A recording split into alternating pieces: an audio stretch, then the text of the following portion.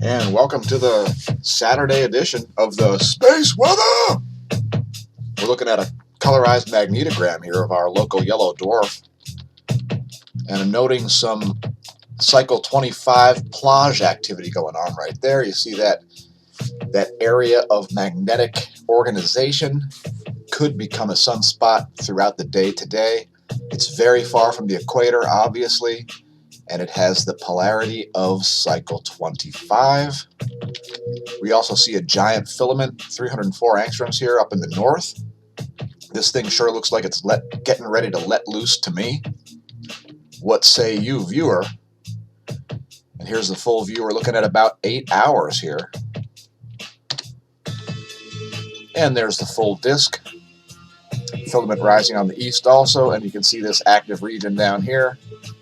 Our latest cycle 25 Plage. Looks like most of the forecasts were correct, at least by us. Forecasting that cycle 25 would start in September. Now let's talk about the power grid. Most of the power grid shutdowns in California are gone as wildfires kick up. One person's already dead as a result. Now this one is located north of LA. Links to the article below the video. Here's a clip.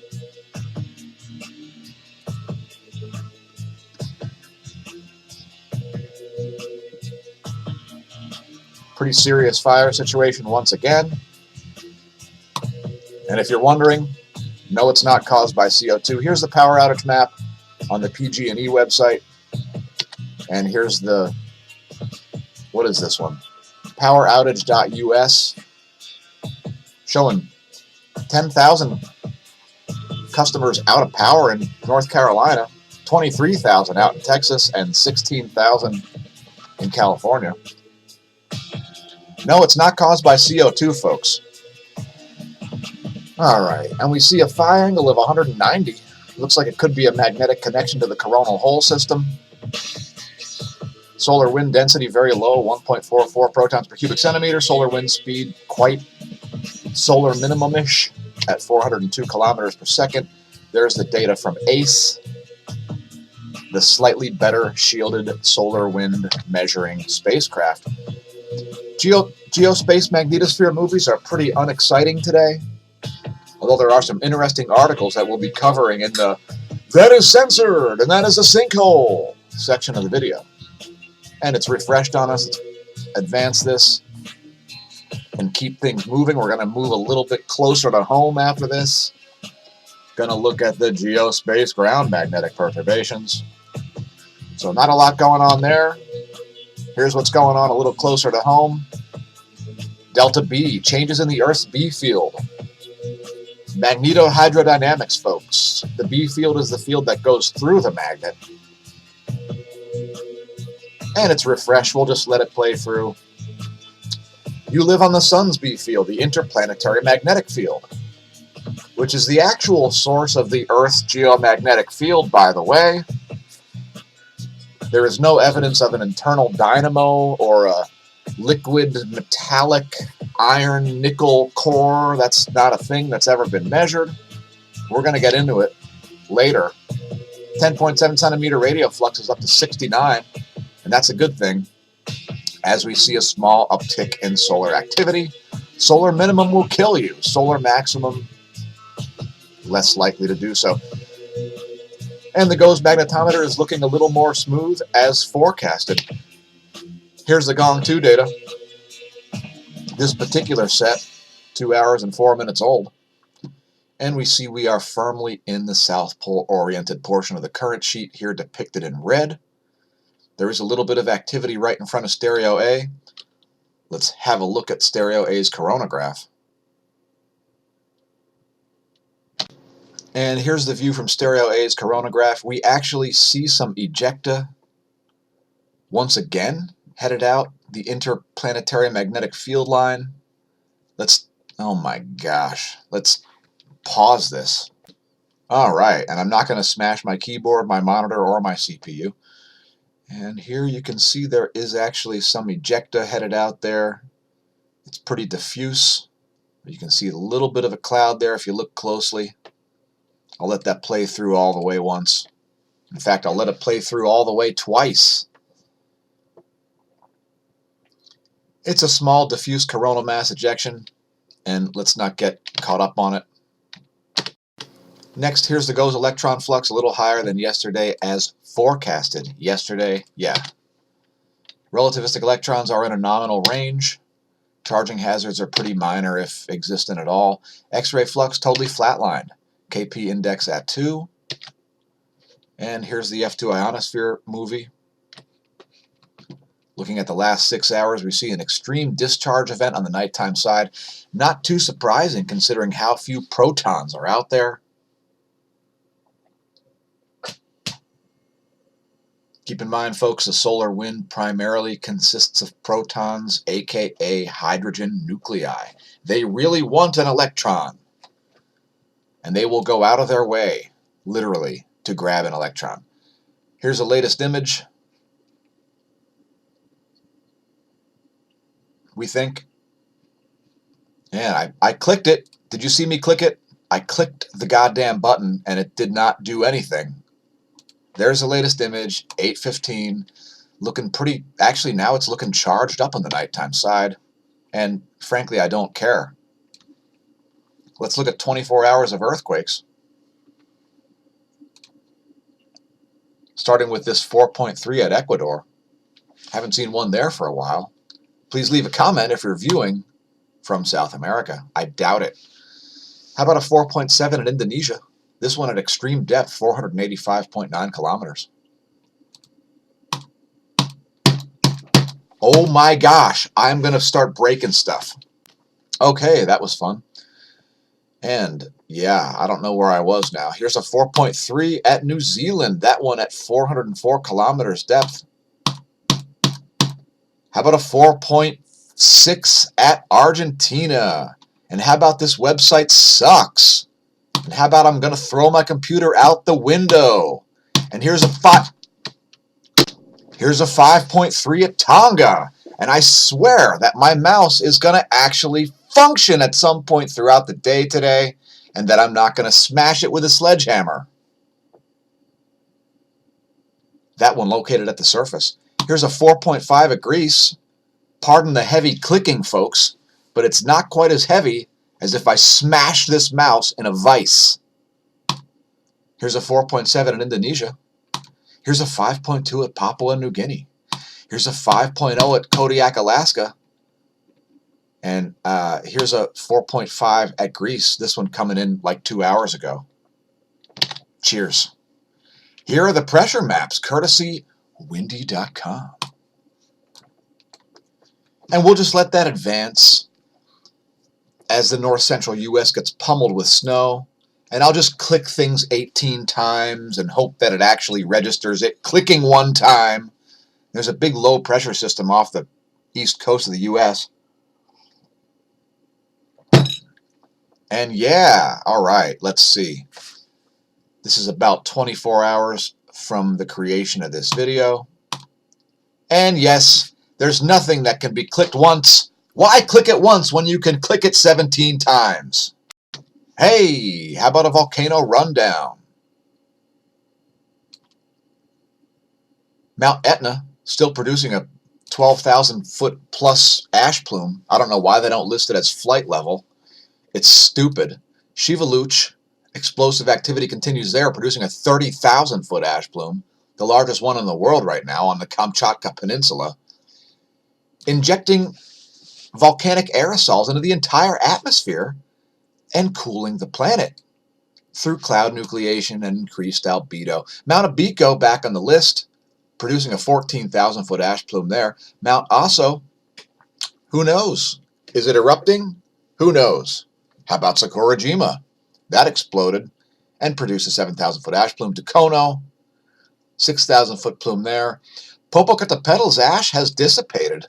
Revenador, 17,000 foot ash plume there via some explosive activities. Sabancaya, still exploding for months and months and months, producing a 25,000 foot ash plume. Copahuyu, unable to detect. And Nevados de Chilean, please do not do a sailor's dive into the caldera, because of software. Here's where stuff is in the solar system. Milky Way galaxy team for the win. And there's like, I don't know, some days in advance I could care less. Tomorrow is the Hunter's Moon, and we've links left to this article. We've left links to this article in the description below the video from space.com. The smallest moon of the year, the Hunter's Moon. Here's where stuff is above my head as if I care.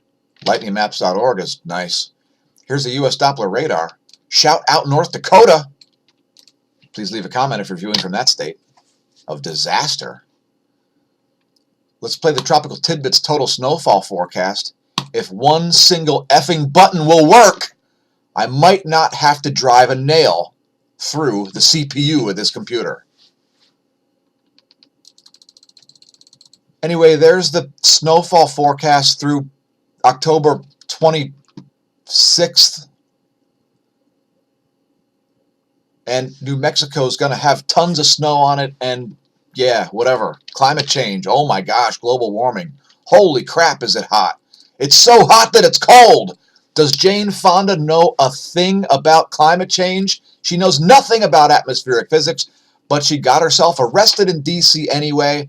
What an airheaded fool. I had to be a certain way. She's very, very concerned about how hot the planet is because she doesn't know the first thing about atmospheric physics or anything else. Stupid, stupid, idiotic people think the Earth's climate can be measured by measuring the atmosphere. Do you measure a human patient's temperature by measuring the temperature of their breath, folks?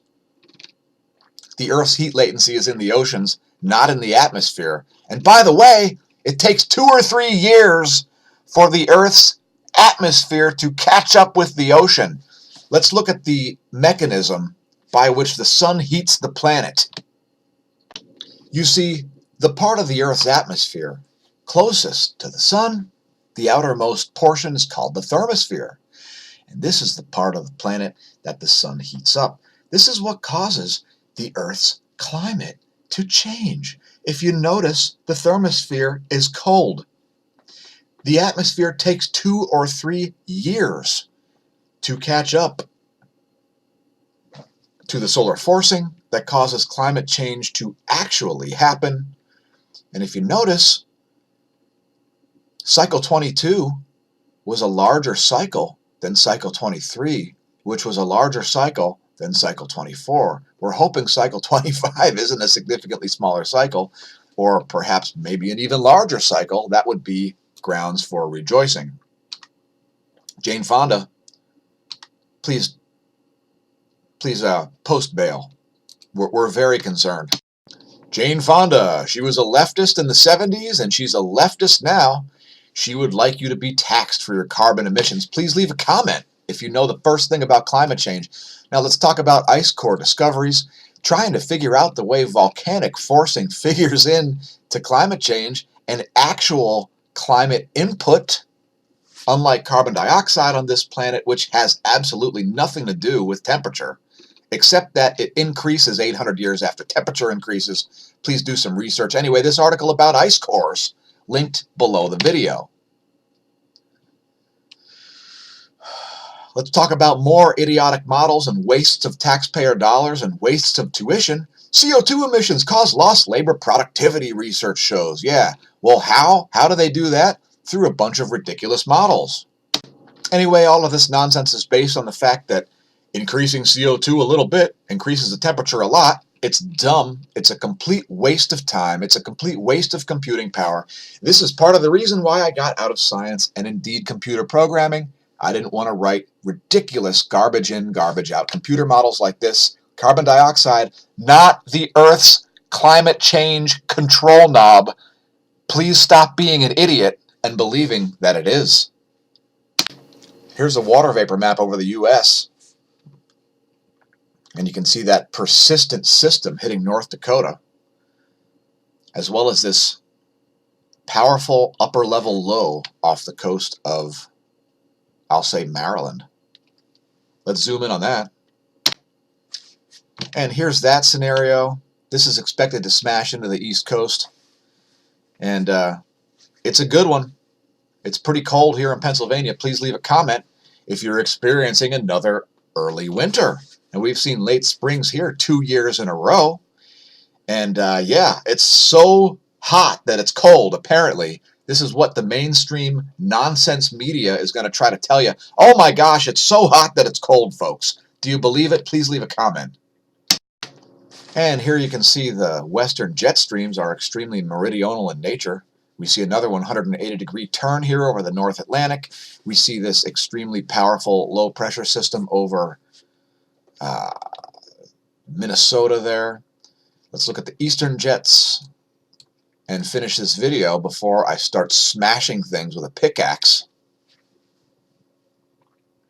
There are the eastern jets. Serious concentration right there. Check that out. As the typhoon is about to hit Japan. And we've moved on to the that is sensor and that is a sinkhole section of the video where I talk about whatever I want. Like, let's talk about the cosmic microwave background. The prime evidence that the Big Bang is a thing that's ever occurred. How the universe stopped making sense. Another space.com article. Well, guess what? Here's a guy talking about the cosmic microwave background, a thing that's never been measured. And we've got links to this video here. The universe is expanding. The universe is contracting. The universe is in a solid state condition. Let's talk about the cosmic microwave background and signal-to-noise ratios. Courtesy of Pierre-Marie Robitaille, Doctor of Radiology at Ohio State. Let's talk about signal-to-noise ratios. And one of the world's leading debunkers of the cosmic microwave background, something that doesn't really exist.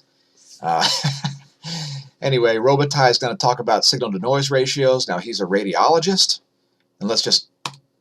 I can't remember. I don't think these are identical resolutions. But you can gather from their data, if you look at it carefully, they have signal-to-noise of about 2 to 1 relative to the noise of their instrument. Now, I just wanted to show you some MR images of things. Now, here are images with a 2.5 to 1 signal-to-noise ratio. This is an image of Robitaille's hand on the right. This is the moon in the middle, and this is Robitaille's head on the left. Now, can you make different images? We won't say they're all MR. So what's the first one right here? I want you to guess. This is a 2. Can you make out the image of Robitaille's hand here? Well, that's the same resolution as the cosmic microwave background. It's complete nonsense. Please watch the video. This is from the Electric Universe presentation Robitaille did in 2014.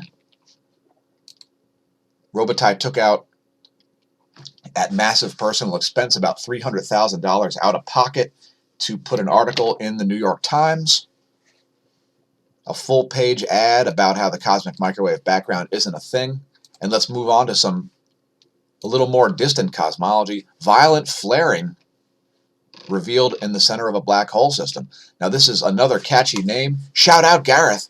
It's Maxi J1820 plus 070. And if you've got epilepsy, you may want to turn away, as there are some flashing images in this video. And yeah. Anyway, this is what it's doing at 1/10 speed. It's again, it's Maxi J something or other. Maxi J1820 plus 070. And it's an interesting article. There is some sort of a relationship here between dips in X-ray levels and a rise in visible light. They seem to be somehow related. Obviously part of the same sort of mechanism driving these outbursts.